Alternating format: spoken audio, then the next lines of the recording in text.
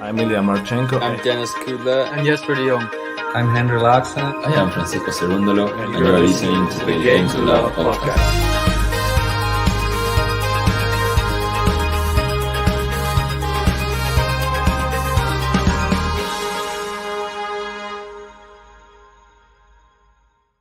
It's US Open time, ladies and gentlemen. Come on, are you ready, tennis fans? It's the big one. Another Grand Slam is upon us. Unfortunately, no Novak Djokovic if you saw my 100 news videos today, but there will be Rafael Nadal. There will be Daniil Medvedev. There will be Iga Swiatek.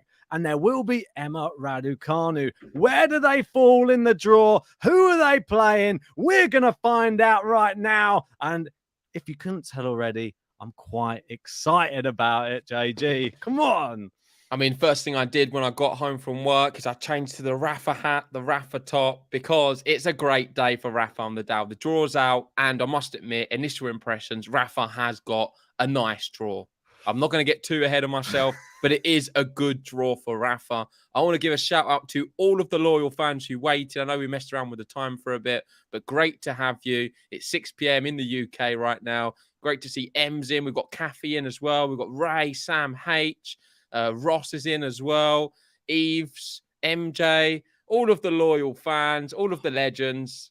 Thanks for coming. It is US Open time. We will be doing the official draw sometime this weekend or maybe sooner for the men's and the women's. This is just a draw reaction going through all of the quarters on the men's and women's. We're not doing it separate. It's all going to be in this video. We'll talk about some big first round matches, some big potential quarter-final matchups, and of course, give an indication who we think's going to win, which dangerous floaters can have a good opportunity to knock out some seeds, who's seeded, who shouldn't be seeded. And let's just go into the whole draw. And I think we've actually been helped out quite a bit this year by not Ben, by someone better than Ben graphically and design-wise. It is the US Open because for a change, they've done something visually which looks very good. Yeah, I was saying to you, it was very bizarre that I released our thumbnail days ago, and then they came out with the same idea as me. What's that? The neon for the US Open. They've come with it as well. Looks like great minds think alike. And GTL on the right level, entering the US Open. It's probably one of the tournaments which is the best timing for GTL. Obviously, we do work during the day. As soon as work finishes, all the matches start. So we'll be bringing you all of the US Open, and I can't wait. We got qualifiers to watch. They're still going on at the moment, and boy, mate, have I got some tasty ones for you this year. I'm telling you. God, this could be my qualifying tournament. I'm telling you. You never beat me. I don't think any slam you've ever got better qualifiers than me. That was about the only one, but this one, I think I've got some good gems in there, mate. Well, we've not spoken about how we do that. Is Ben's going to pick 3 qualifiers. I'm going to pick 3 qualifiers on the men's and women's. We'll do that podcast very soon and just give an idea who we think could go very far. Like Ben said, they're playing at the moment. Good to see Bonadio in action. He's not gone out. He won 13-11 in the tiebreak. Oh, wow. He came back. Yeah, 13-11. It's a pretty mad one. So it'd be great to see Bonadio go through, but let's just wait and find out for that. Let's get into the draw. We're going to start with the men's, but seeing as we've got so many people in, if you haven't already, hit the like button, subscribe if you have just found us. We will be covering as much of the US Open as physically possible. The number 1 player on the men's, we'll do the women's afterwards, is Daniil Medvedev. And as you can see here, I'm going to say it again. I'm really happy with the US Open, what they've done with the graphics. I think it's the best out of all of the other slams. It makes our job a lot easier, and just visually, everything looks great. And this is his section. So Daniil Medvedev is fitting he's the number 1 seed because I think out of everything across the men's and the women's, this is the biggest talking point. Do you know what it is? No, I don't. You tell me. Nick Kyrgios on the same section as Daniil Medvedev. For me, that doesn't get any bigger than that. That is huge. We know Daniil Medvedev was able to win the US Open last year. That's mad. This year, he's on the section with Nick Kyrgios, who he doesn't play very well at. I'm pretty sure Kyrgios has a winning record We against beat him. him recently. I think he's never beaten him, right? I don't know Medvedev, if he's Kyrgios? never beaten him, but I know that he beat him in a tournament just 2 weeks ago. So that is a terrible news for the reigning defending champion, Daniel Medvedev, isn't it? I'm just reading now. It's 3-1 the head-to-head. So they played 4. Kyrgios has won 3. Medvedev 1. So it is the biggest talking point, I feel, because I'm not sure how Daniel Medvedev's going to get through Nick Kyrgios when he's playing his best tennis and in Grand Slams as well. He just got to the final of Wimbledon. He's going into this US Open very hot, and he's just beaten Daniel Medvedev. So I feel like that is the big talking point of this draw. And you can all leave now, guys, because I've told you the big thing. See it? That's the end. And that is the big, I think it's the massive talking point. I know he's in the same side, but King Cock are playing each other in the first round. Who would have ever predicted that? I mean, the two who have won a Grand Slam together now face each other in the singles. And I think that's absolutely a fantastic first round matchup. It's a popcorn match, as JG would say, because that one is going to have a lot of talking in it, I feel, a lot of banter, and I feel that there's going to be a lot of friendly rivalry in that one. I like it a lot. Is it going to be that serious? And could it be one of the worst things possible for Nick Kyrgios, playing a good friend in the first round? It doesn't take a lot for him to lose his focus. Exactly. Could Kokkinakis beat him? I mean, I feel personally there's more chance that Kokkinakis beats him than say a Batista or Gut. Yeah, you're probably. Do you know what right. I mean? And he Batista Gut's a better player, well. but because it's his friend, I'm not sure if he's going to be fully focused and playing. You're going to see some silly shots. I think you're going to see some showboating, try and get one over on his friend, and I'm not sure how intense we're going to see Nick Kyrgios. However, he is going to obviously want to do his best to win, and maybe that will work in his favor as well, because you know what it's like with a good friend. It's a bit like me and you. It makes me, I sometimes feel like I'll play harder against you than I would do, say, John. Yeah, because I've got more incentive to beat you. I don't really mind so much if I beat someone who I don't know so well. Exactly, but then Kokkinakis will know all the buttons to push to get under his skin. And he definitely will be pushing a few of them, I'm sure. If he can get him talking to his box, shouting, screaming, acting up on the court, who knows? Kokkinakis could have a chance, and that might be a nice little section for him. But Kyrgios will be fancying his chances, that's for sure. Yeah, I don't know if you want to zoom out a little bit, because I feel like there's some players below which are being cut off. Here we go. You can just scroll down. So we've got Ben Shelton as a wild card, of course, on this side as well.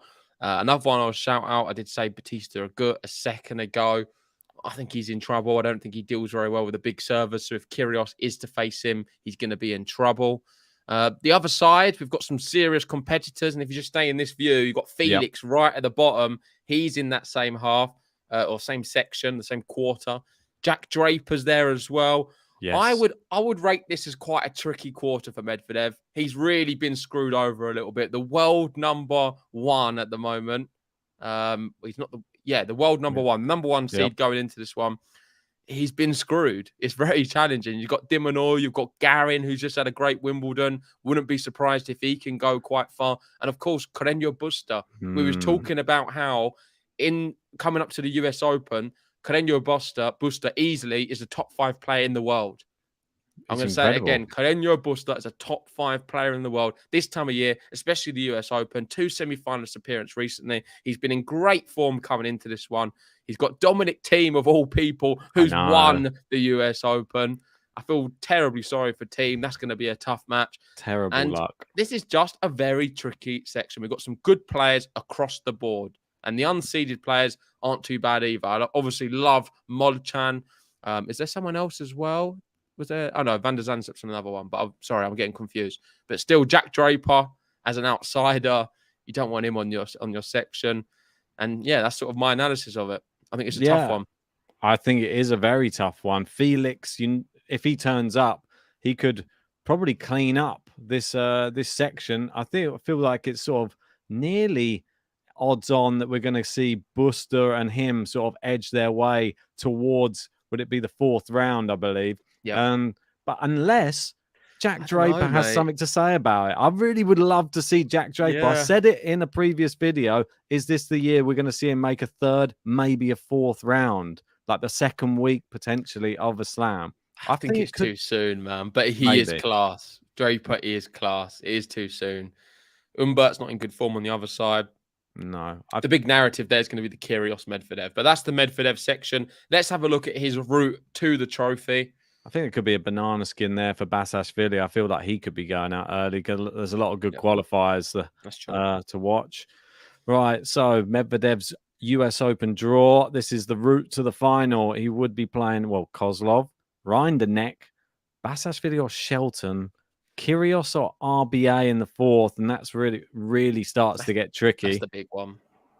And then FAA, PCB, or Dimonor. I feel that out of those, probably PCB, maybe. I feel that he's the strongest in the US. Yep. And then we got Tsitsipas, Ruud, or Berrettini. I don't know. Maybe none of them. Who knows? They're a little bit wishy-washy when it comes to some of their results, especially of late. And Nadal, Alcaraz, of course, it is in the final. Yeah, we've got the Spaniards on the other side, and Nadal and Alcaraz. Of course, no Djokovic in the draw. I know you probably have heard that about a million times with Ben's news videos today.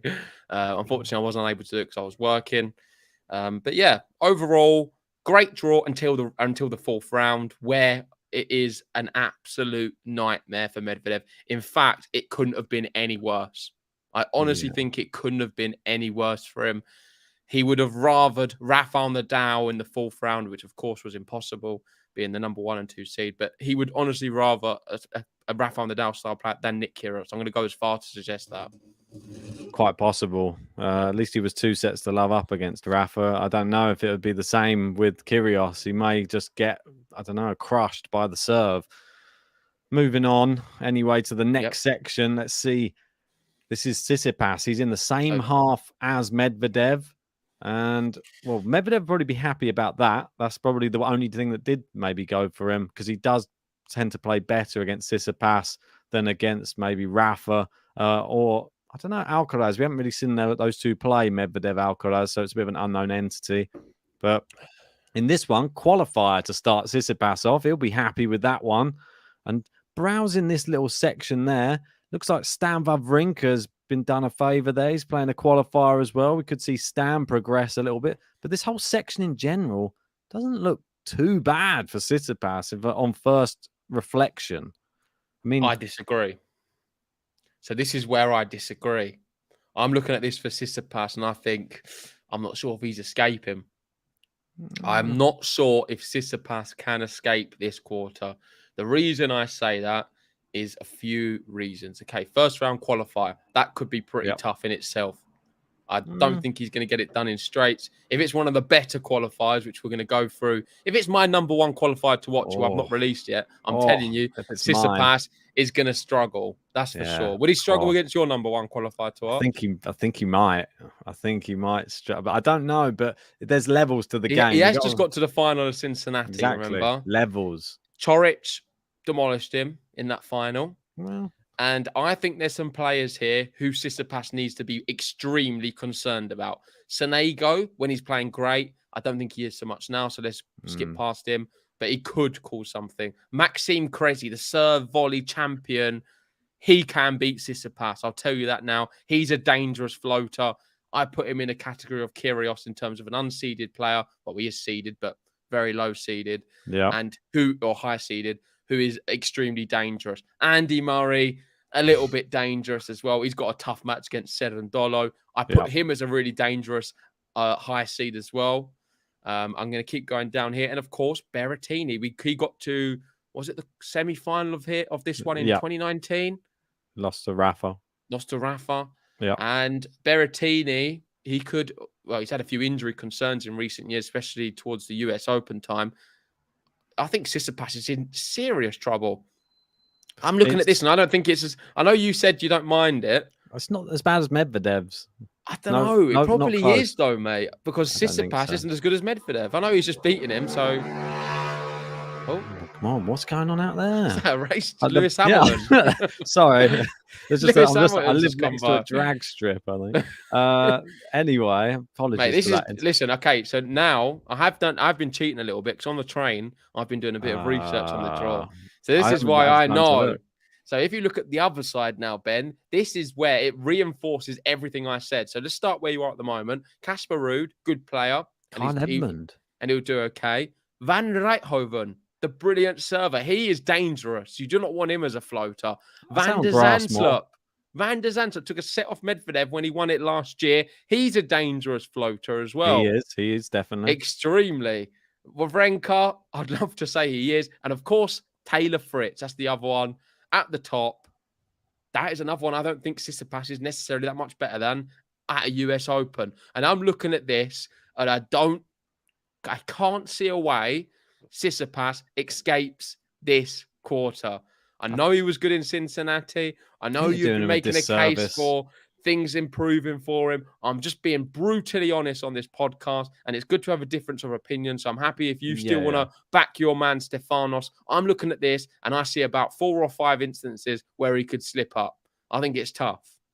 I think the first few rounds will help him to get going, and I think we look at all of these other players, and I know that you're sort of naming a few players and saying, well, yeah, but Fritz and that. But in Grand Slams, he's not notoriously been good in Grand Slams. That's the thing. Tsitsipas can turn up for the big occasion. He came back from 2 sets to love down and beat Rafa in Australia. He has it in the locker, and he has the game to actually do well against a lot of these, I'd say, smaller players. Let's say Maxime Cressy, Tsitsipas.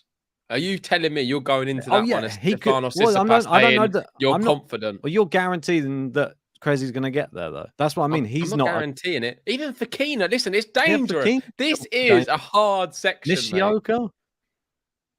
Tsitsipas is in trouble. He's in trouble. Big time. I mean, it's possible, but then you pick out Berrettini, but he hasn't really done anything on hard courts at all since we've changed over to the surface. Casper Ruud just lost to Ben Shelton in his one. We got Kyle Edmund just coming back. Van Rijthoven only really seen him on grass. I can't believe you're seeing this as a nice. Tommy Paul's more difficult like that. I looked at this and I thought this is horrendous for Steph. I'd say the main dangers for me would be Van der Zandschulp. I would say Taylor Fritz, and I would go with. I don't even know if I would say Berrettini, but I don't know because I don't know if he's in any form. I'm recency biased, Ben. So you got to remember Van that. Rijthoven and Tsitsipas, we could have a match on our hands. Although I'm a bit biased. Listen, with Van Rijthoven, I've only really seen him on grass. That's what I mean. I've only seen him on grass. Getting carried away. Cressy, I think, if he plays well, Cressy's got him already. Anyway. He can get past Vucevic. He can probably get past Nishioka or Fokina. There's no guarantee in that. And then we could have the matchup. Trouble. Well, potentially. If he doesn't get my qualifier to watch in the first round. Well, yeah, exactly. Well, and then he might be out for my qualifier to watch as well. And if you guys want to find out who our qualifiers to watch are, we will be doing a video on that, I believe, tomorrow. I have an extensive breakdown of my qualifier to watch. I mean, there's so much to say about the main man that I am selecting, but I'm just hoping he makes it through. If he doesn't make it through, it's going to be a bit embarrassing. But I still think I'll put him in there. Even if he doesn't get through, I might even just put him in there just because I think it's a worthwhile person just to tell everyone about. Anyway. You can't do that. But let's go look at the route for Tsitsipas if we've got it. If not, we'll move on to the next one. Yeah, I think we know what it is. Yeah. So let's move on to the next one, which is the top of the bottom half. Correct. So the top of the bottom half, we've got Carlos Alcaraz's quarter. For a start, let me just start off by saying I am thrilled that Carlos Alcaraz has his own quarter now.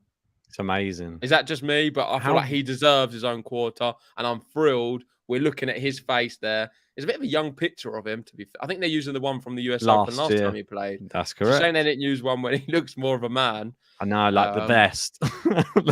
This is before he had muscles. Yeah, before he now he's dangerous. But there's a big talking point on this one, Ben.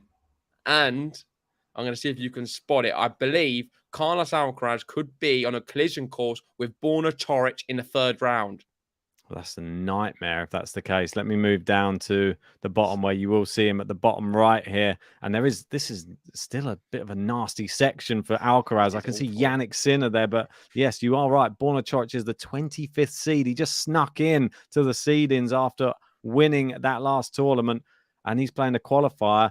You'd expect him to probably go past here, whoever the qualifier is, past maybe Brooks Bjorlavic, and then it's probably going to be Alcaraz, isn't it? I mean, if we get that Even match, Baez, mate, it's a tough one for Alcaraz to start. It is. Alcaraz. Listen, this section for me, I just look at it as all of the next gen, like the new Gen Z, or whatever you want to call them, the real young teenagers coming through. We've got Sinner, Musetti, Alcaraz, Nakashima, Baez.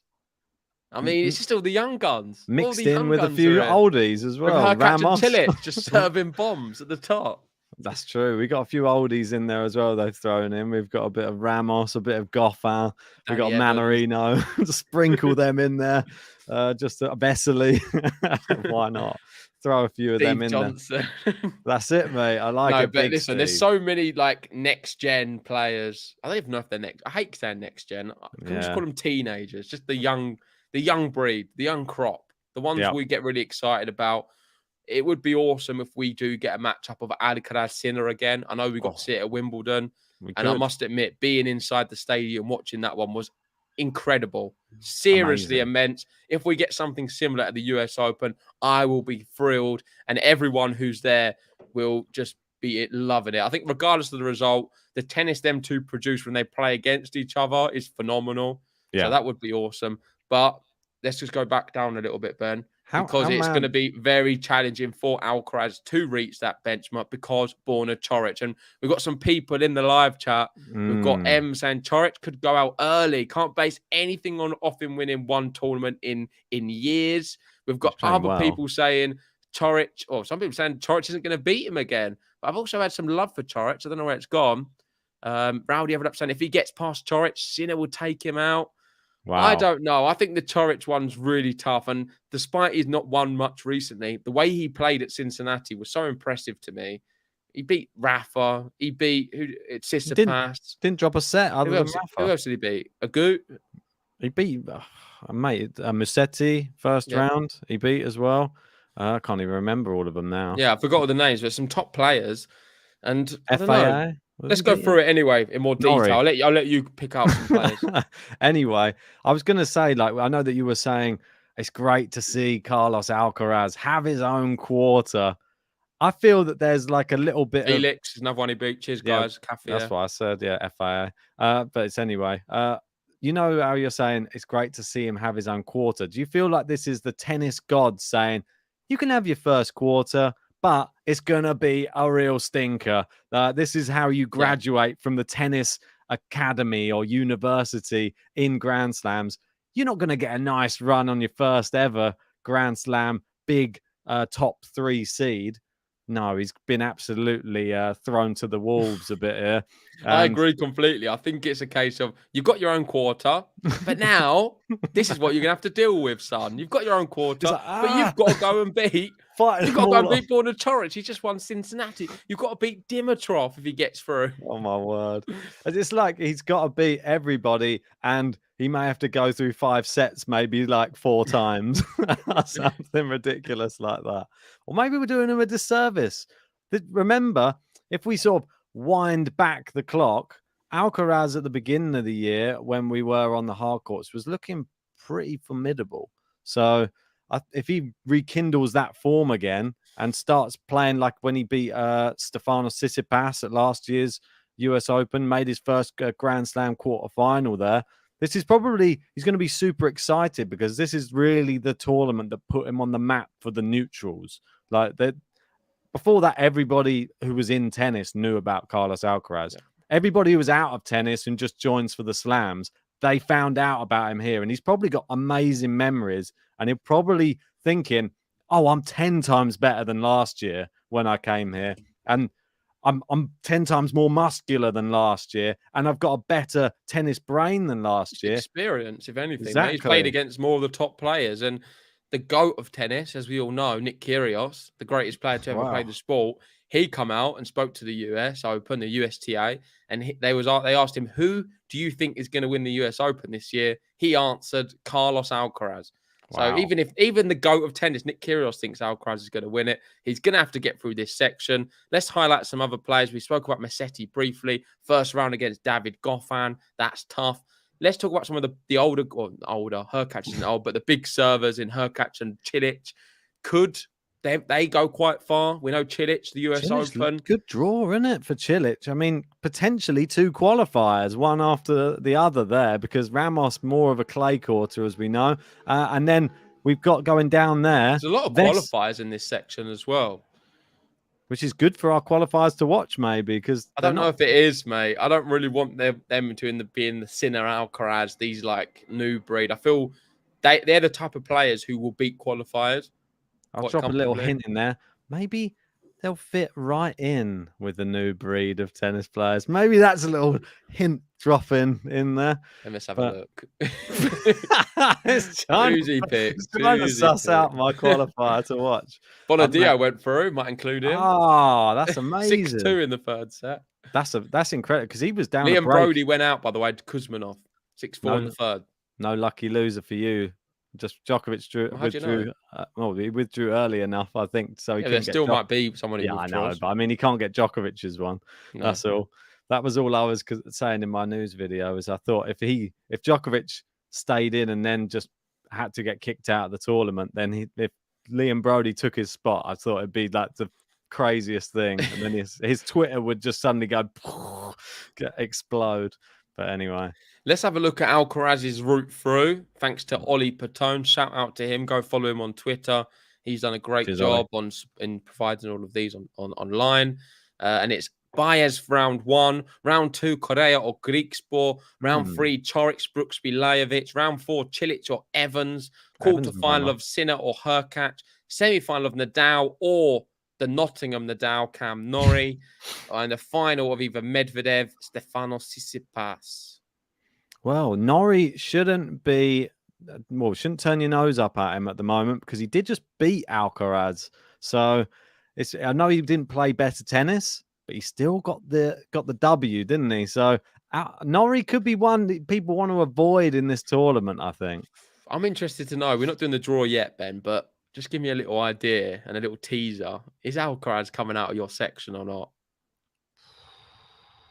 You've had a little look at it. It's quite tough for him, isn't it? It is quite tough. And that's quarterfinal Sinner Hurkacz is just... you're looking past Chorich then? You think he's beating him? I think that he probably will, yeah. Wow. Interesting. I think Chorich never back a player who just won a tournament. We always say that on GTL. But there is he's had a break of a week, so I don't know if it really counts. But I think Chorich is actually really dangerous. But I don't know. I'll have to wait and see. I might get giddy after a few beers doing the draw preview and have Chorich winning the whole thing. Who knows? Right. Let's move on to the next one. Before you do, Ben, can you please put some music on? I want some music. I want your best song you've got. I don't know. I need something. I'm going to just put a bit of Night Driving, or you got anything better? There's some other. There's more of like Night Runaway. What about like? Oh, it's a bit loud. That's not what I'm looking for. What about this one? This one would probably be. Here we go. This is it. We need some music because turn it down slightly. Right. This is the big moment. It's Rafael Nadal's quarter. I've got the top on. I've got the hat. I am thrilled. I couldn't wait. The moment it come out, as you can see by my mood, I am extremely happy. I think Rafael Nadal has got a nice little section. Let's go down to see who he could be playing. And right at the bottom, first round, we have the wild card, Hijikata. I don't know much about him. Aussie, isn't he? An Aussie. I know we have watched him a few, but we do know who he is. But I don't know too much about his style. Could we see the match? Could we see the match finally? Karatsev and Nadal have been on collision course for the whole past year and a half, and finally, if he can beat Fognini, we might get to see it. But I don't think it's Karatsev in the form I wanted to see him face Nadal, and I'll have to say, no. Banana skin? No. I No? don't see a Okay. banana skin there, and I don't see it for many other sections. You look up, I think Kecmanovic is probably one of the tougher players. He could face him. That could be semi-tough, but not as tough as some. Listen, Rafael Nadal is yet to lose a match at a Grand Slam this year. He withdrew at the semi-final stage at Wimbledon to Nick Kyrgios. He's yet to lose. In them events he's played, he's had tough draws. Roland Garros was extremely difficult. He played the who's who. He played some tough players. He played some big players as well at the Australian Open, at Wimbledon as well. Here, for me, on paper, without being disrespectful, it's a lot easier than all of them. Is that going to be a blessing or a curse? We'll have to wait and find out. Maybe it's the worst possible scenario that Rafa's not playing the best players early. But I'm looking at it as a bit of a biased, delusional fan. And I'm thinking, this is great. This is what we need. We need an Aslan Karatsev who's not in form. Fanini, I'm not really too worried about him. Keep going up. We've got TFO, Jason Kubler. I really like him, and he's a dangerous, unseeded player. He could do some damage. I don't think against Rafael Nadal. I'm not sure about his style. I'd be more worried about a Jack Sock. Schwartzman, as crazy as it sounds, I actually prefer Schwartzman to play Rafa on clay. I think he has more chances to beat him, despite Rafa being the GOAT of clay.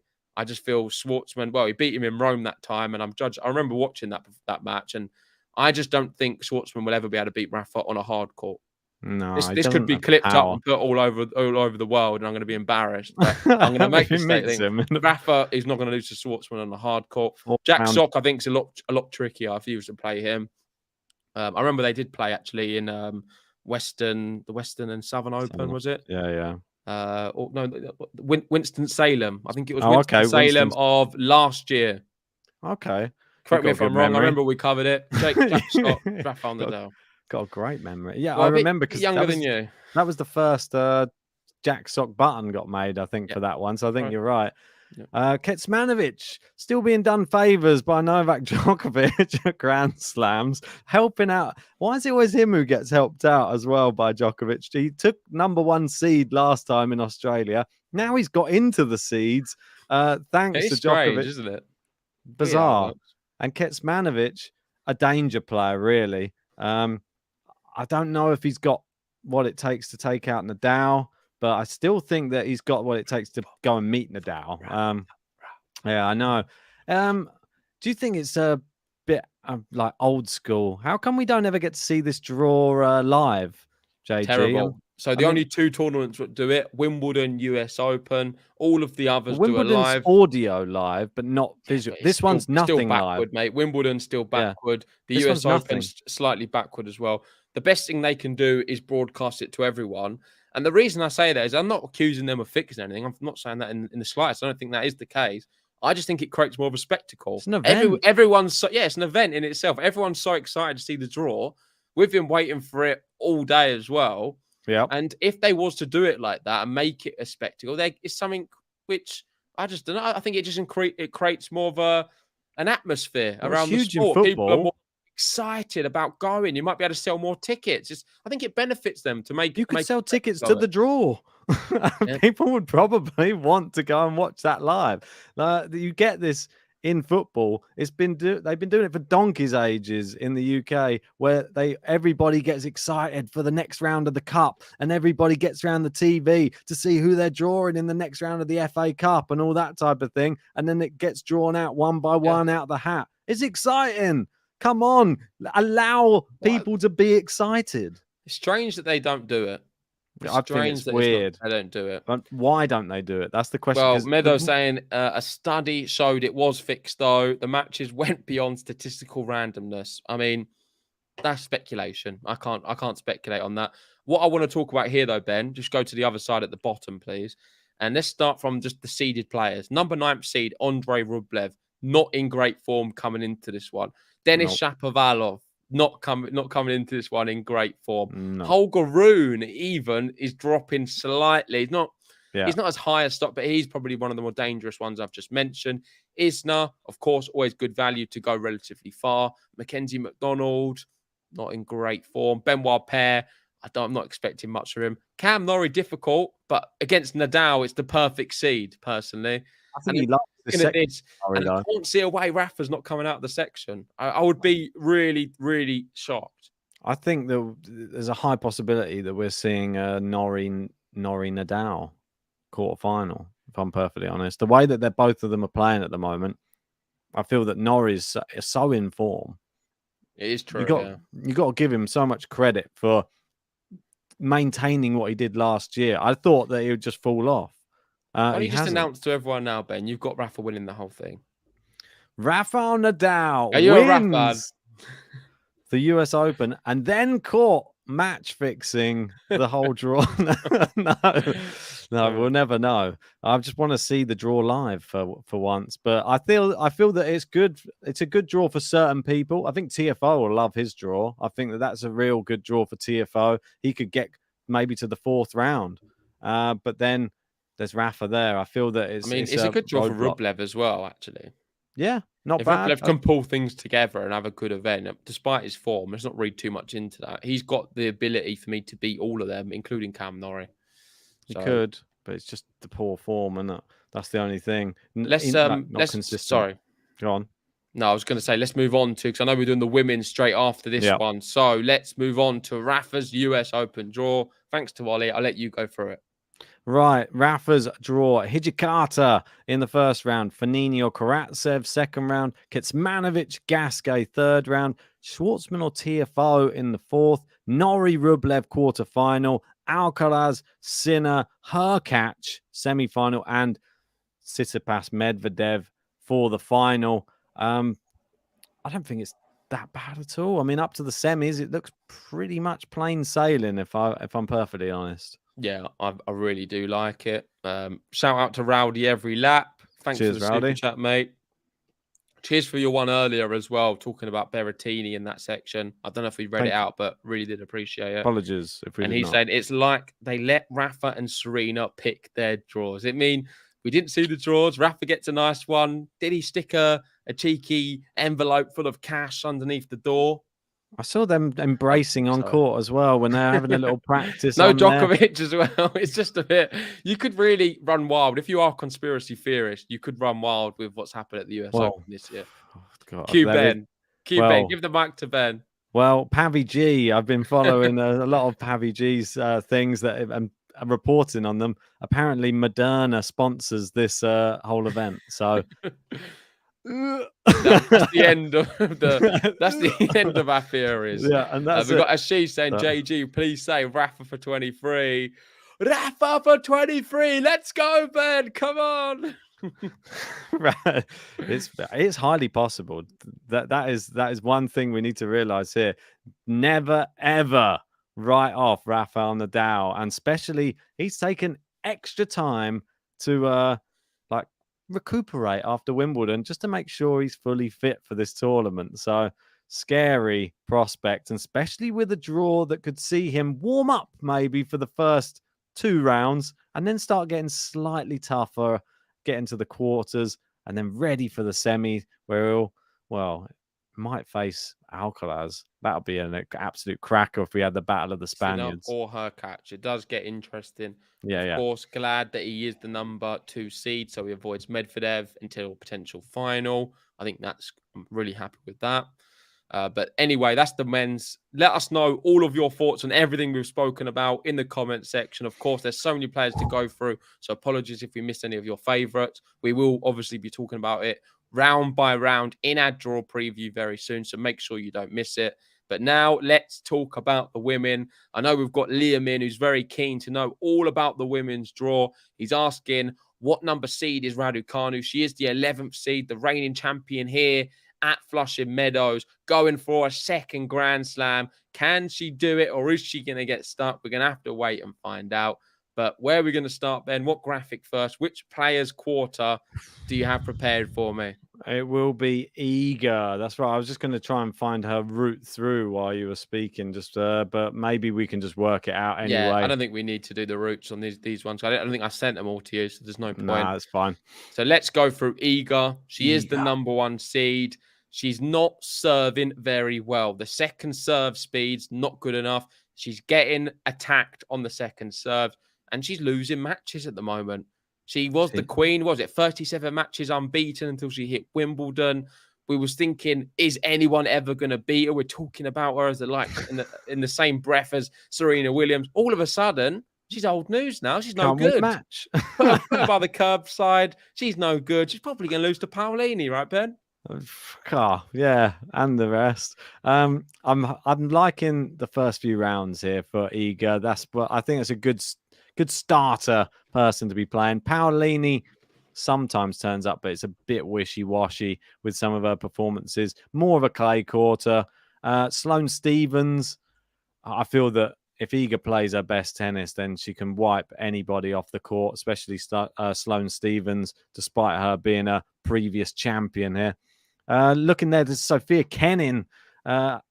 She's down there against Nima. I don't think that's a very good draw for her in the first round. Horrible. But Anisimova being in the same little section as Iga, that's not good for her. Let me tell you that much. And I think even having a Stevens second round's tough for Iga.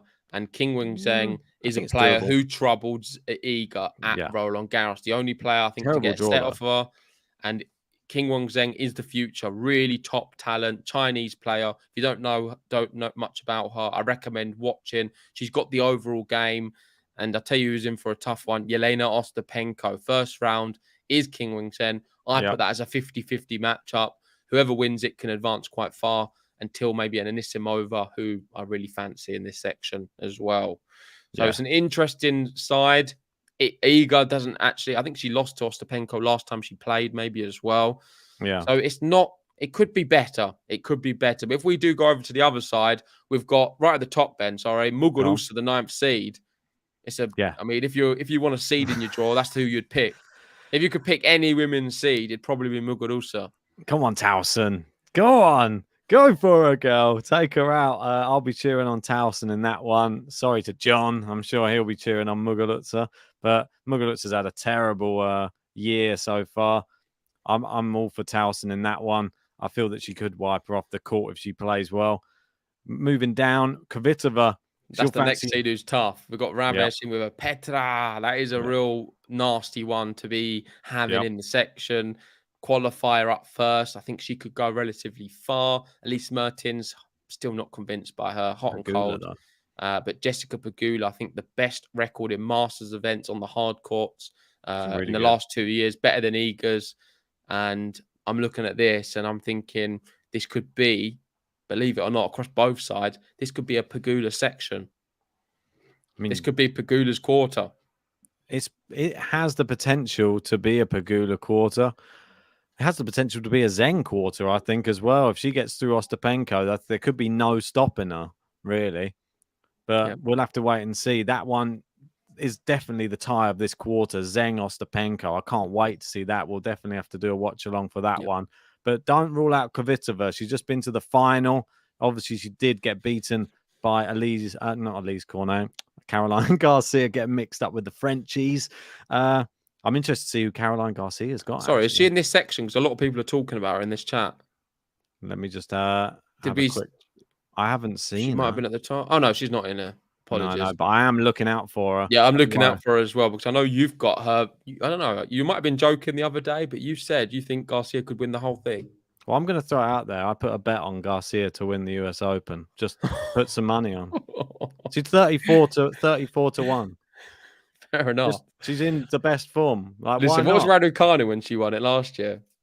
Oh my word, God! I can't even think. I don't even. It must have been over 100. Must have been 500 to 1 or something nuts. Must have been nuts. But I think 34 to 1 for somebody who's just literally won the last hardcore event and in impressive fashion as well.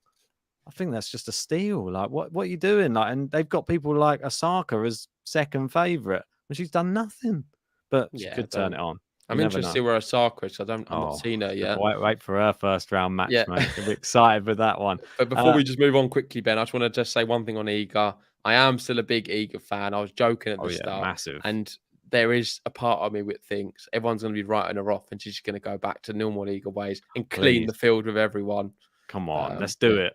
That's all I want to end with. I would love to see that. No one wants to see her fall off and just not be playing that same tennis again. That was incredible. People would be like, it's a bit boring. All she does is just hit winners all the time. That's amazing. That's not boring. It's great tennis. Right. On to the next section. I believe it's Sakari. Sorry if I've got these. So this is the same half, right? So this is the Iga half. Let me just double check that too, because I was arranging the men's frantically, and then I downloaded both of the draws though, just so that I can double check this. So I've got them. It will be. So we got Sabalenka and no, it's Badoza is at the top. Okay, so no worries. It's Badoza is the next one. So this let's clarify. Ignore that Sakari graphic. We're going to go on to that next. This is the same section as the Iga one. So it's the top half of the draw. We've got Paula Badoza heading this section. Her boyfriend not to be seen in an image, which is nice to see. Just her on her own. I feel like the boyfriend's always there somewhere, but not on the draw image. He didn't make that. They should have used the one of him and her and him in bed with a mirror on the ceiling. Yeah, maybe. Rather than this one where she looks like something's about to eat her alive. I don't know what this picture is they picked for Paula Badoza, but maybe she's just in I don't know who her first round opponent is. Serenko's coming to attack her with something. I don't know. I like it. I'm looking into initially. I don't see any issues. Like Azarenka, I think she's on a decline. Not convinced by her at all. Her last showing against Raducanu was very poor. We've got Pliskova there. I'll let you speak about her because you're a big fan. I've got nothing. I don't really know what she's like in terms of who knows. She could be good. She might not be good. Well, we don't know. Bit of hot and cold. Unknown entity, really. Despite her being on tour forever. Balskova, I think, is tricky. We've got Sorana Cestella, one of my favorite players who'd played terribly recently, and Belinda Bencic at the Another bottom. One of your favorites. I don't mind Belinda Bencic. I don't know. I'm trying to assess this just as I'm talking. Badoza section on the I don't know, as an overview, just scanning through, looks okay so far for that side of things. The other side doesn't look okay though, because from what I'm seeing, there's a Saba Kanepi collision course for round number 2 there. Terrible. One of the ones I should have included in my danger players to watch in the women's unseeded. Kanepi, definitely one of them. She went deep in the Australian Open, as we know. Yes, terrible for Saba. I feel that Kanepi can get past Martin Sova. She could probably get past Saba as well, if I'm perfectly honest. Wow, we've got Wimbledon champion Elena Rybakina there too. Danielle Collins, Naomi Osaka. I didn't know that was the matchup. I don't know. Is Osaka going to get through that one? I've not seen much of Collins this year, but when I did, she was very good. She got to the final of the Australian Open this year.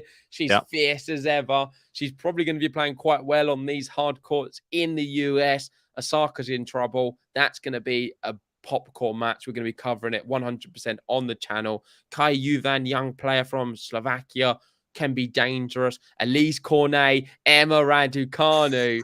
So we've got Badoza and Raducanu here, the former champion last year. Let's have a little chat about Raducanu. Do you see her coming out of this section? Are you happy with the draw for her? I think initially the first round's tough. It could have been a lot. That's one of the toughest ones you can get. Yeah, Elise Cornet is not someone anyone wants to play. I feel that it could be worse, though. I feel that Elise Cornet's game is not a power player. So I feel that Raducanu may try and wipe her off the court. I mean, it may backfire, but Elise Cornet, more percentage tennis. She tries to get everything back. And that might be an easier style of player to play when you might have a chance to go for more balls than somebody else. Like, she could have drawn Osaka in the first round or someone like that. You never know. Like, there's a lot of big hitters in these tournaments, and it only takes one bad set and Raducanu could be down a set and nearly out the tournament. So it's not great, but it could be worse. Yeah, I think it's just fascinating. It's hard because I've got a lot to say a lot of the time, but right now I don't, because I'm looking at it and I just don't know. I don't know what to expect. No. Basically, Raducanu, she has to start performing like she has done in recent weeks. If she does, we're going to be in for a really good tournament and she could do well. If she goes to Raducanu of the majority of 2022, I don't see her even getting through Elise Cornet, if I'm honest. Naomi Osaka shouldn't be too much of a worry. I think if we do get to see the big money players in terms of Osaka Raducanu play, I would actually back Raducanu right now. I think she does beat her. Mad matchup if we get that one. That is a big one. If we can get that at the US Open. It's huge. Like US Open third round, Raducanu Osaka. I mean, I don't even want to talk about the potential ones because I know that every time we do it, they never happen. So I think just focus on Elise Cornet. That's tough in itself. If she can get past Cornet, I fancy her chances against the second round one for sure. Yeah. We've got Liam saying, I think Radu may surprise people. I think she'll reach the quarterfinals. Wow. So he has her clean in this section. Big. Let us know in the live chat, guys. Do you think positively about Raducanu? I'm a bit speechless with the whole thing. I'm not sure how to assess it. I think it's tough-ish, but not terrible on the other hand. We've also got Talking Tennis in. How are we doing, John? Good job on your channel and wishing you the best of luck with everything with the US Open coming. He's saying Shelby Rogers, keep an eye out for her. The last person to ever beat Ashley Barty at a slam. And I'm just trying to find out, where is Rogers? I'm not sure if she's on this section. I'm just having a look. Is he just trying to throw a spanner in the works? I think it's in the next section. Is he ruining the video for us? Yeah, probably.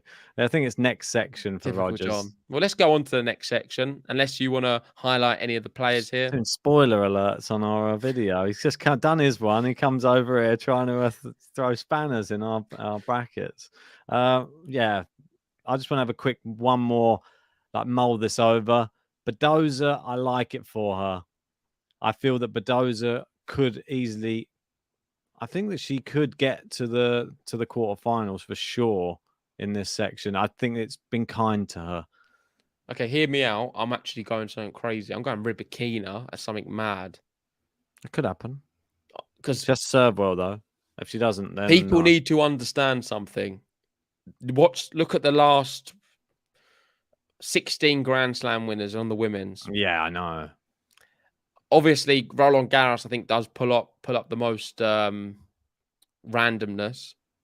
But US Open, I think, is a second. But I remember looking at some statistics we did before in terms of what rankings winners are on the women's at all the slams. Roland Garros was the craziest. US Open, I believe, was the second. That's just off the top of my head. Wimbledon, you get the most likely the favourites win it. So with this, there could be a possibility of seeing someone who you're not expecting to win. Raducanu won it last year, for example. Exactly. Rybakina won Wimbledon this year. I don't think many people would have called that. There could be a name here who goes a lot further than all of us are anticipating. That could be a Sabalenka, to be honest. She could just turn it on and serve very well and no one can get near her.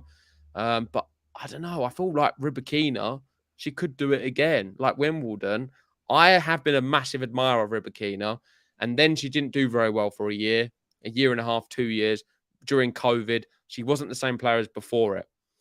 She's now coming out of the other side and playing quite well again. So I don't know. She might just be a big match player, and Rybakina is my one to watch on this whole section. Definitely. I mean, it could happen. Who knows about Danielle Collins, though, to be honest? I mean, you got to remember, she did reach the final of the last hardcourt Grand Slam, and there's no Ash Barty in this hardcourt Grand Slam. Maybe, I can't remember what she last did on a tennis court. That's the one problem with Collins. Is she going to be rusty? I mean, let me just bring up what she's done recently. I mean, she's not really done anything. No. She played at the French and lost in the second round. Since then, she's only played. She only played Wimbledon and Lausanne, so she hasn't even played hardcourt since Miami, and she didn't do very well in Miami. She got 2-1 by Osaka in Miami. Yep. So it's not looking great for Collins, but who's to say that she can go on a run? I think it's like you said, take your pick. Maybe Pliskova. Who knows? Yeah, we're not going to get all of the seeds in the quarters. I'll assure you of that now. So if you want to make a big pick, this is the draw to do it on. Let's go to the bottom half now. So we've done the top half. We've done Igas. We've done Badozas. We're going to start with Maria Sakkari, who is the third seed. Yeah. And, well, where is she? Right at the bottom Tatiana against Maria. Another Maria who beat her at Wimbledon, I believe. Yeah, that's mad. This is the third time they played. Is it this year? I think, which is the draw's crazy. fixed, Ben? I think maybe they just keep putting them together. It's always Maria and Sakari playing each other. She's always playing. Well, it's a nightmare for commentary. I know Megan did it this year at Wimbledon, and she said it was one of the hardest streams she's ever commentated on because she goes to call Maria Sakari Maria rather than Sakari, but then you have to call Tatiana Maria. Yeah. So it's very challenging to know in the commentary who's who. I feel sorry for whoever's doing the official commentary at the time for whoever it is. I think it's ESPN this year. Well, Sakari beat her on the hard courts in straight sets, and then Maria beat her in straight sets on the grass. So I'm sure Sakari will be fancying her chances to get through, considering their last hard court meeting. But you never know. Tatiana Maria came into form more around Wimbledon and still looks quite good at the moment. So she might have just carried on a bit of the momentum from Wimbledon. Diane Parry, one that you can't ignore.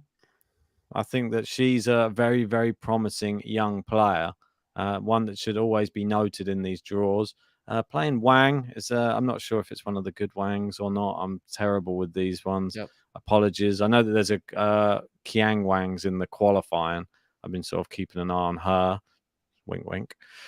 Just qualifies to watch. Yeah, who knows? Who knows? But there's some risk there with her new name. Yep. There she is, Risk Amritraj. And we've got Caroline Garcia. Here she is. Oh, here she is, the big talking point. Garcia's getting a lot of talk in the live chat as well. Ben, for those who don't know, has placed a bet on Garcia to win the US Open. You've got some nice tasty odds. If you want to follow him, feel free to. She's looking there, positioned quite nicely. Yeah. But there's Hadid Maya. And Hadid Maya, I said it as a joke the other day on one of the draws, because she's a player who people don't necessarily rate too much, but she's having a fantastic year. A bit like Garcia, I put them on the same level in terms of just really good years who people aren't rating before an event, but yet they're still making finals and winning things. The only difference is Garcia has done it before. Hadid Maya hasn't. You got to remember Garcia about 4 years ago, maybe, was playing some top tennis. Like maybe, I don't think she was top 10, but 4. She was 4 in the world? I believe so, yeah. I think she got as high as in 2018. She got to number 4 in the world, I believe. Okay, so she was right at the top. Yeah. This year, she won the double. So she's won a Grand Slam, Caroline Garcia, French. for those who don't know. And after the French, just coming catapulting, going up and up and up and up. You're now looking at this section and thinking, who's going to stop her? She could easily clean it. And we've got Andreescu, who was the hottest talent on tour a few years ago, beating Serena Williams at this very event. Could Andreescu have a bit of a resurgence, or is it just Caroline Garcia's to lose? Well, she's got to get past Harmony Tan, one of your favourites in the first round. What an interesting matchup. I think I asked her a question at Wimbledon, didn't I? Well, the question I asked her was, how are you feeling that you're still going to have to qualify for the US Open? And look, she hasn't. She's got a wild card into the US Open, and she's facing a former champion in Bianca Andreescu. Andreescu beat Cornet, beat Kasatkina recently in Toronto, lost to Kim Win-zheng. No shame in that. I think Andreescu would get past Tan. I think we're going to see Hadid Maya Andreescu. I think we could see Andreescu go further than that. But I'm still thinking Garcia is just looking too good. And I've got a feeling that Garcia could clean up that mini section there and potentially even that whole half. That's my personal opinion. Yeah, I'm not the biggest Sakari fan. I think she bottles it when it really matters. Looking the other side, this is the Coco, Goth, and Simona Halep. Simona Halep's one, just briefly, that is really, I don't think it's that tough at all. No. I don't want to be disrespectful to any of them players, but I don't know if she loses to any of them. So I feel like Halep instantly just cleans all of that. I'm not going to talk about any of the other players. At the bottom bit, we've got Madison Keys. Yeah. Glad for pointing that out. And of course, Daria Saville, another one who I quite like, and Coco Goff. Goff got to the final Roland Garros. She's done quite well at the US Open. Historically, I believe she's played Osaka twice, beat her once, lost once. They've always been booked as really big matches when she's played. Yeah. Qualifier first round. We could be looking at maybe a Keys Goff to settle it, a very American affair. Maybe if Goff gets through, a Goff Halep. I don't know. A lot of people on Twitter, I just briefly saw before we started this one, they're saying that Halep has a nice draw and a very easy one, and they fancy her to clean up this section completely. I don't quite see it that way, and I tend to have a feeling that Halep could slip up against someone, Well, whether let's it's a hold your Coco horses. Goth or a Garcia or a Sakari or something Coco like that. Goff beat her in Toronto in straight sets, that should be noted, where she also beat Rybakina and Sabalenka. So Coco Goff isn't in that bad form on hard court. She pulled out of her last match against Balskova, probably just precaution in Cincinnati. But in her last tournament, she played really, really well. Sorry, she lost to Halep, but she beat Sabalenka and she beat Rybakina. I'm getting it completely confused. Terrible thing. Terrible. Then. We've got Meadow in as well saying Coco 0-4 against Halep. I still think that she could. She took her to a tie-break. I got confused. Anyway, Sabalenka she beat, Rybakina she beat, and she lost to Halep. But she still took her to a tie-break. If that's any consolation after that terrible analysis. Yeah, and if you don't know, just make it up, because that's obviously the best thing to do. Of course, I remember the year Madison Keys won all 4 Grand Slams in one year, and I think after doing that, she's probably going to win the US Open this year as well. I need to have that. Where's the button? I need that button. Yeah, Sorry, Ben, get yourself together. Yeah, just get him out. Just kick him out. Kick him out. But no. Right, I'm back anyway. Right, I'm back. Right, sorry, I just misread it. I was just getting so carried away reading all the W's that I saw that Halep that she beat, but she didn't. She lost. Right. Halep and could lose. And Lee, Ben, unseeded. You know, usually have her going far. Dark horse, isn't it? Is she going to be your dark horse this year as well? I don't think I can do it ever again. Keys is 20, just in case anyone wants to say we can have dark horses over 20 seed. So little note Garcia, there for anybody. That's a shame. I know. Should have been the best one. Maybe she's the winner. Maybe. Right, let's move on to the last quarter. So this is the number 2 seed. It is Annette Contavic. She's been number 2 seed for a very long time in all of these events. I'm yet to see her win a match. I mean, I don't know if you want to bring up some form from Annette Contavic, but it's not the same player who last year looked like one of the best players. And it's a big moment for me as well, Ben, because I believe in our prediction start of the year, I predicted Contavic to win the US Open. Was it the Australian Open? Wimbledon? Correct. It was one of them. Okay, so I didn't have the US Open, but I had her winning Wimbledon. Winning this one, I think. Oh, I had Badoza winning the US Maybe, Open. I think I had Badoza winning it for some reason. So I don't know what. I've gone off all of my predictions from the end of last year. I'm telling you now. You had Contavic, what I wanted to emphasize is the fact that I had Contavic as a real. I thought she would have pushed on this year from last year. She was so good, but just not been like that, and just been a bit shaky. So let's have a look where she is. She's at the bottom. She's got Christian. Then this is the biggest match of all time. It is the end of the Queen, Serena Williams. She's drawn Danka Kovinic. Wow. Kovinic, yeah. That I don't think it's a great. It's not the worst, but it's not great. I quite like Kovinic. She's solid as a player. Liam, free top G. What's this? What are you talking? Top G is, but yeah. No, I don't know. Is that JG? Free top JG? I don't know. Anyway, we've got Contavic. If she goes through, I think Serena Williams probably be quite happy with this little draw. If she can get past... Well, is it a good first round? Let's break it down round by round, because it's Serena Williams' last event. She deserves at least that. She needs some time. Serena Williams, first round, Kovinic. Is it a good matchup? Yes. Do you fancy her in that one? Yes, I do. And then against the Contavic, who's a number 2 seed. It's not nice being and playing to get such a big seed early, but if she could play one of the top 4 seeds, it probably would be Contavic. I'd prefer her to play her than any of the others. Most definitely. I mean, Contavic, she's only beaten Martin Sova, and that's in her last 4 matches. She's lost 3 of them. So it's not great reading for Annette Contavic or her fans right now. So I'd say great news for Serena Williams. She can get through those 2. Maybe. Who would be in the 3rd round for Serena Williams? Is there potential here? You can only dream. I mean, looking at it being biased, she could come out that little section there. Especially if I feel if Mukova Krajcik- beats Tomjanovic, that's the best scenario because otherwise I think Tomjanovic wins that section. Yes, I mean But she the counts. Mukova Tomjanovic one's even. So if Mukova wins it, I think she could lose to say a Serena I'm not if she's got mad that far. at this section though for Serena, just up until the quarterfinals. I feel that. Have a look up here as well.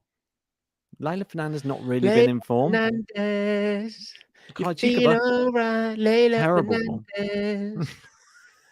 Fernandez. What's the words after that? She's doing it right. Doing it right, Leylah Fernandez. I mean, listen, let's talk about Leylah Fernandez for a bit. Let's move on to one of my favorite players on tour. For those who don't know, I'm a massive Leylah fan. I was even cheering her in the US Open final last year against Emma Raducanu. Yeah. She didn't win on that occasion. She got all the way to the final, beating the who's who on the way there in three sets. She dropped a set throughout. Is she going to be able to defend them points, Ben, and get all the way? We might even get a Leylah Fernandez. Imagine how big this would be. Leylah Fernandez, Serena Williams. That would be amazing. She does have a title on hard courts this year down in Monterey. She's doing it. So she defeated some tough people there as well. Haddad Meyer was in that little Leylah listing. cleans the section. She got to the quarterfinals of her last Grand Slam, which was the French Open as well. Maybe she just turns up for the big events. Maybe that's just Leylah. Leylah is doing it, Ben. Leylah can do it. Come on, girl. I'm going to be cheering you on. We've got Ons Jabeur on the other side, one of my other favourite players in a bit. There's a JG section. She's having a bit of a lull. This is a JG section, to be fair. Jabeur, though, since the grass, she's not transitioned to hard. Great. Been a bit, she'll get through Brengle. She could struggle against Celebes Tormo, probably be a 5-hour free setter. Shelby Rogers, as John said, is a very tough one. Shelby Rogers, Mandlik. No. Okay. Wild card. Glad she's got one, but not ready. Shelby Rogers, she could clean up that little bit there. Rogers, real good one. John did point it out as well. I think that Rogers coming in good form as well. In America, like was said, last person to beat Barty at a Grand Slam. I feel that she could have a little run. And Celebes Tormo didn't do well here last year. As we know, we remember she went out to Raducanu. She'll probably fancy her chances. That's not a bad section. Bad Jabeur at the moment. Yep. Celebes Tormo, Clay, Roos. I think Rogers will be very happy. And let's look at this bottom one. Probably the worst one I've seen. Yeah. If anything, Serena Williams probably rubbing her hands together with this section, thinking if only... I mean, this quarter's not that tough at all. This is the easiest quarter I've seen by a country mile. And I'd even go too far to say that it seems to be a bit lopsided, the draw. The top half, so the first two, which was Badoza and... Badoza and Iga. Badoza is a lot tougher than Sakari and Contavic. Yeah, I would agree. I think the Sakari Contavic are third and fourth, and the other ones are 1 and 2. Which isn't fair. I don't like it when it's like that. On the men's, it's more balanced, but this women's one, I don't think necessarily is so much. And this is the easiest quarter in the draw. Well, as we are in the easiest quarter, and we are in the quarter of the Queen, we should probably go to that next, which would be the potential route for Serena Williams to win the US Open and finish her career with a Grand Slam and equaling the most ever Grand Slams of all time. Surely it's still possible, and this would be the route. Danka Kovanic in the first round, Contavic or Christian second round, Trevisan Mukova third round, Fernandez Krajcikova in the fourth round, Jabeur Kasatkina. I don't think either of them have been in that good form recently. Surely she can get past them in the quarters. And then you've got the tough, well, it starts to get tougher. Halep, Goth, Sakari, and then they're not even giving anybody else for the final, just Iga. She's guaranteed to be there. Iga Swiatek, you heard it here first. She'll be there in the final. Where's Raducanu? No one putting her name on the list. No. Well, if she wants to play Raducanu, it would be semi-final. Okay. What about what's her name? Oh, God, Caroline Garcia. She's not on there either. Come on. Why are they not naming these Man, players? it's done on seed. It's done on seed. I You know should it know how it is. works. All But right. I think she's going to go out in the third round. It's possible. I mean, and that's not me being. I don't think Teresa Adamokova's blowing me away. I just feel that she could beat harder opposition. I just think third round's as far as she's going to go. That's just how I felt. I felt before the draw, to be honest. I always said she's not going to lose the first match. I think she's going to give us a few more matches. So I'm going to go off that logic. We're going to get a few. Third round is going to be as far as she can go. Well, let me throw this in the works for you. I'm just going to try and build something What's here. This? Halep's form. Yeah, it's atrocious. She barely wins. She barely wins a match, Halep. I'm going to go with, let's just say, Christian beats Contavic. Contavic not in good form. Christian, a beatable player. Williams goes past Kovanic. She goes past Christian. Let's say she gets Mukova. Mukova, she has an injury. She has to pull out of her match, or she pulls out during the match against Serena Williams. Then who do we have potentially? Maybe Leylah Fernandez doesn't even make it there. Maybe she gets like a Samsonova. Oh no, Leylah Fernandez does make it there and gets so nervous that it's Serena Williams' potential last ever match, and just young player Serena Williams, deer in the headlights, icon, just gets a bit too much. And then all of a sudden, before you know it, Serena's in the quarters. And she's playing Shelby Rogers.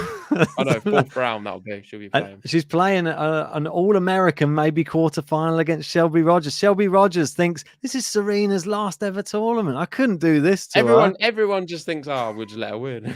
The seas part for Serena Williams, and she goes all the way through to the semi-finals of the US Open. Do you reckon that's possible? I think lay off the liquor, mate. Lay off the liquor. And, maybe we're right. While you aren't doing it, I want to give a massive shout out to the GOAT, Kathy, for the super chat off the stream. Really appreciate it. Saying, because of the Reptile Expo was a success, I'm sharing. Plus, I miss you guys. Not the same without you. Well, thank you so much, Kathy. I can assure you, you'll be seeing a lot more of our ugly faces during the US Open. And you'll be sick of the sight of us and all of our annoying sayings and things we say about tennis, because we're going to be covering an awful lot of it with work in the UK. For those who don't know, work finishes for us. The US Open matches start. So really, we're just going to be working, streaming, sleep, working, streaming, sleep for the next 2 weeks. And I can't wait for it. So massive thank you, Kathy. You're a legend. Appreciate that. And very fitting that we've got Serena Williams up on the screen as well, because that is another tennis legend.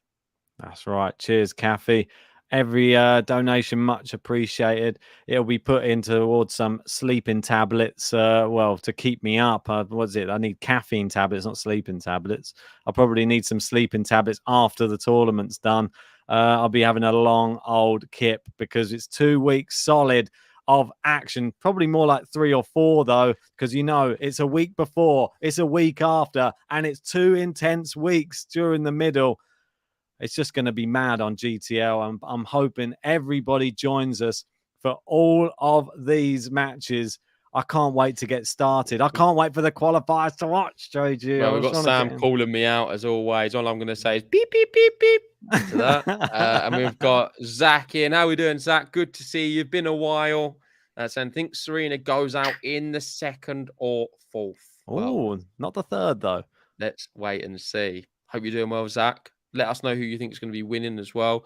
We will be doing our predictions to be explaining exactly who's going to be winning very soon. We've got qualifiers to watch. We're going to be doing dark horses too. Make sure, if you haven't already, download the tennis app. It's free to download. And I can't verify yet, but if possible, we're going to try and get a cash prize for the winner of the US Open on the men's and the women's. Tip sometimes $500. It's not quite nice, and it's free to enter. So download that. Ben's going to pop the link in the live chat right now. It's Apple or Android. Look on the fantasy for Game to Love. We're the biggest league. I think we've got 1,400 people in. So more the merrier on that. And we're going to be preparing some other videos, some more US Open content ASAP. Thanks for watching, guys. Make sure to leave as many comments as possible. We'll try and get back to as many of them as we can.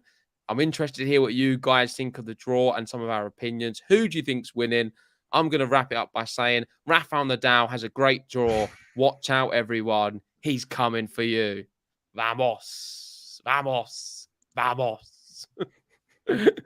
See you guys. See you guys.